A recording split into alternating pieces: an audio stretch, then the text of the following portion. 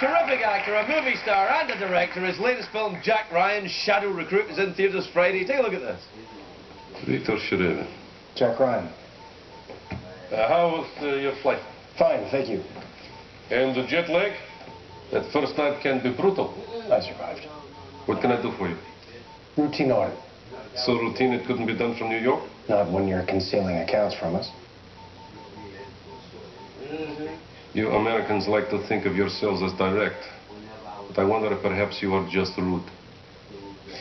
You Russians think of yourselves as poets, but perhaps you're just touchy. Sir Kenneth Branagh, everybody, Sir Kenneth Branagh.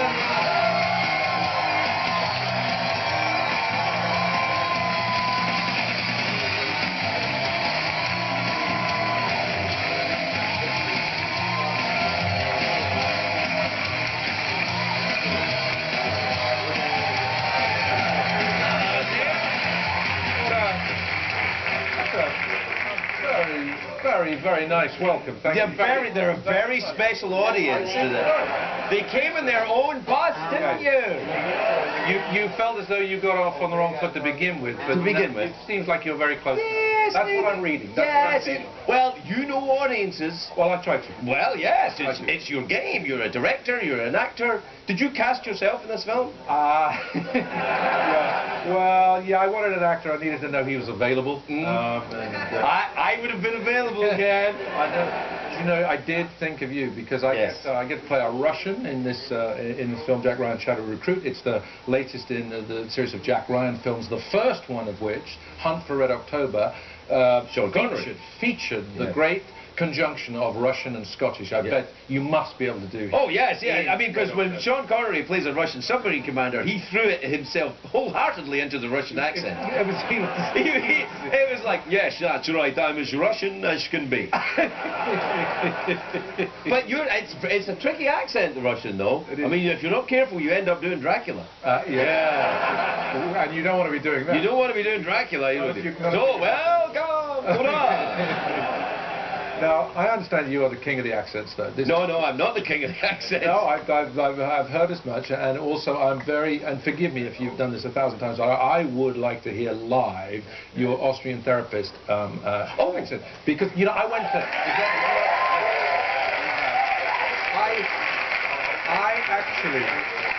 I went, as a birthday treat a couple of years ago, I went to Vienna, and the first thing I did, I went to Freud's house, and I was very... Are you in therapy? No, I was just in Freud's house. But perhaps you're in therapy now? Well, what do you... I mean, you look at me, and I know that you respond intuitively, and I'm grateful for that. What do you think is my problem right now? Latent homosexuality. Yes, okay. What do you think I could or should do about that? What would you recommend? Find a nice boyfriend. No, I have to say, if I'm going to do my Viennese accent, I have to tell you, it's very much like a creepy Nazi from old films. Yeah, okay. Yeah, because that's all I can do. So I talk like this, really. Okay, no, I like that. So for you, so what is over, Tommy? Maybe it's good, I think, sometimes when it's turned back on the therapist. And so I want to ask you, what are your secret desires? What do you think of when you wake up in the middle of the night? So how's the film anyway? Did you shoot it in Russia? You make the film in Russia, did you? We did go to Russia. Moscow? We went to Moscow, which I do. You've been. I know you've been. You've been to St. Petersburg. Did you find? Was it true in Russia when we were there? They have a lane in the middle of these very wide highway streets, a single lane, but for people who have paid a lot of money for a special number plate, means they can drive very quickly. They're sort of exempt from police attention, and they go at vast speeds. But it's a one-lane street, and they go two ways. So you're always like a heartbeat away from it. You know. Yeah, it's a very frightening and kind of exhilarating place, I thought. I loved Moscow. I thought it was really, really kind of odd. Did you go to the Park of Totalitarian Art? No, I did not. Oh, it's fantastic. They've got all these old communist statues. Oh, yes. Right, but they got them all together and put them in a park. So, and they're all kind of like angry at the communists. So the Soviets, so they've got them all pushed over. So like Lenin's going like that, Really? pointing, and Stalin's like got his leg in the air. It's very interesting though. It's really quite a place. And St. Petersburg, you must go to. Yeah, no, this is the Venice of the North, isn't it? Right, yeah. It's very, very nice. You think that when you go to St. Petersburg, you think, somebody here said, we have to make the whole town look more wedding cakey. More wedding cake all over here. So, how long were you in Russia?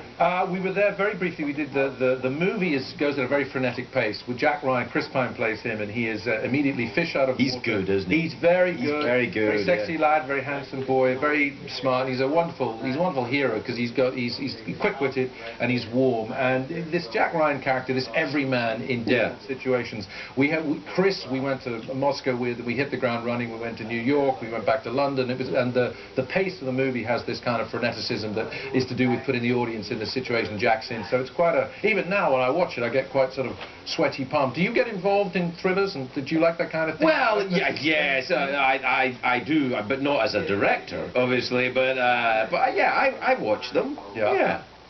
And you like that? But yeah, good. I'm glad to hear it. But I'll see this one. I'm looking forward to it, actually. But you don't get. I find. I mean, it sounds mad saying it about your own film, but when I watch it now, I still get tense. I still want to run. Well, that seems to me to be absurd. You must have seen it like 500 times by now. I suppose so. You know how it turns out. Yeah, surely? I do know who did it in the end. Yeah. I know who did it. Yeah. Now, when you're working with actors like Chris Pine, and you get some very clever actors in the film.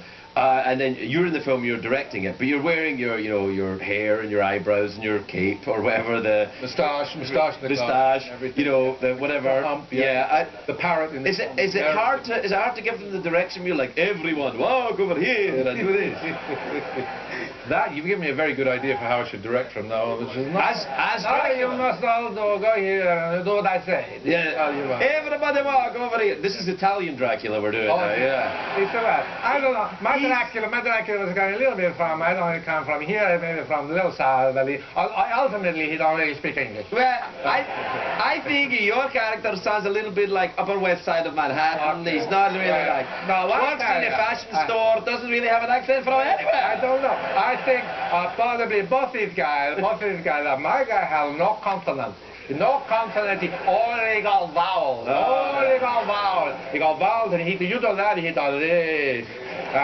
Both were very, very difficult. And now he moved somewhere to the the east. All right, steady now. It's globe-trotting.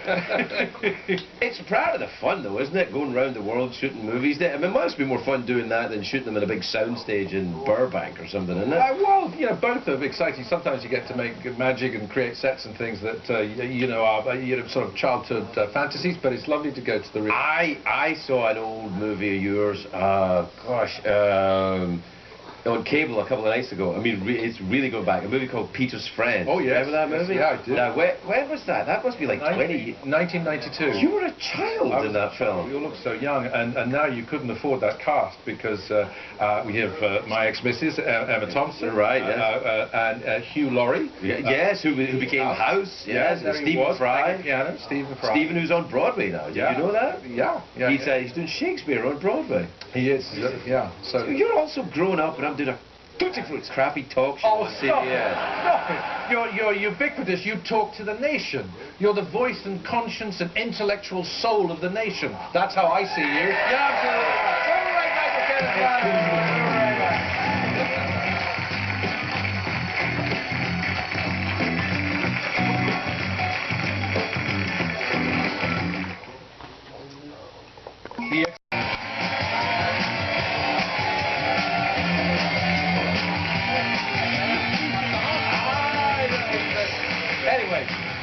Welcome back, everybody. I'm here with Sir Kenneth Branagh. Have you using the Sir month? Did you get it put on your credit cards and stuff? That's a good idea. Yeah, no, get it put on, Sir Kenneth Branagh. Well, maybe that's the thing to do. No, I think it's great. I wish they had something like that in America, but they only have cash. But that's good. That's good. That's the reward system here. You just get cash. But the presidents get their face on it, though, don't they? Which The face on it, yeah, but you don't get to be the president. I mean, are you the president of Britain? No, not really.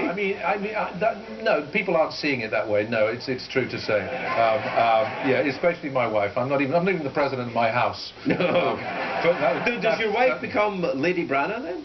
She does actually. Yeah. That's pretty sexy. Well, that's so you get to go to bed with Lady Branagh. I do, and you know, obviously, but I'm in a suit of armour a lot of the time. Yeah.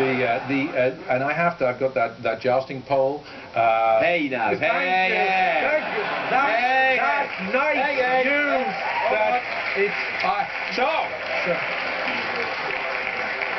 So it's a jousting pole. Do you have recurring dreams, perhaps? It's so enormous. It's very heavy, and I don't know what to do. I find that it clanks a lot. Can he say this? Yeah. He can say. Oh yeah, he can say it because he's Sir Kenneth Branagh. If I say it, I get fucking. You're a racist, man. You're a racist. But it's, you know, my long pole isn't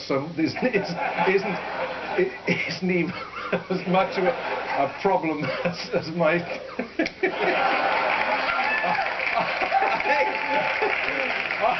I'm not going to say anything about helmets or any of these, just because it's to do with the suit of armour is many things. So you don't get a suit of armour now, do you? If you become a star? Yeah, no, you do get a suit of armour. You get a jousting pole. You have to joust regularly. I'm talking once a week. All right, okay. You know, and you against other knights, like so you against Sir Ian McKellen or something like that. Yeah, sure. So they'll come round. You know, we'll have some. You know, like get some cheesy marshmallows and cheesy puffs, cheesy dips, that kind of things. Yes. And then joust. Yeah, and a little salmon tartare, and then we'll joust. I mean, it's just a personal preference, but that's why not? I think it's lovely. Yeah, Patrick Stewart, he'll do it. Ben Kingsley, there. You know, we will. I mean, they've all been here, you know. It can be quite competitive. And do they bring their enormous poles as well?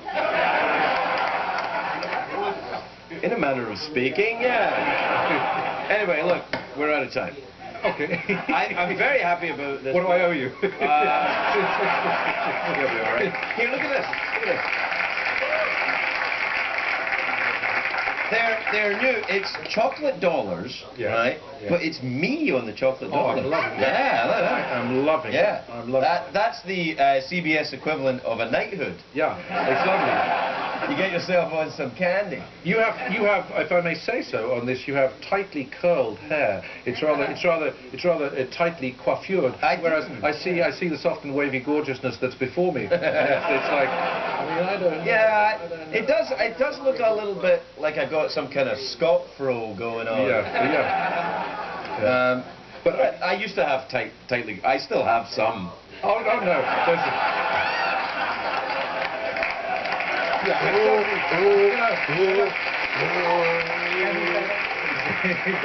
Can you say the tightly? Can I say that? The tight curly thing? Okay. Right. Anyway, we're out of time. Okay. Great. So Kenneth Branagh, whatever.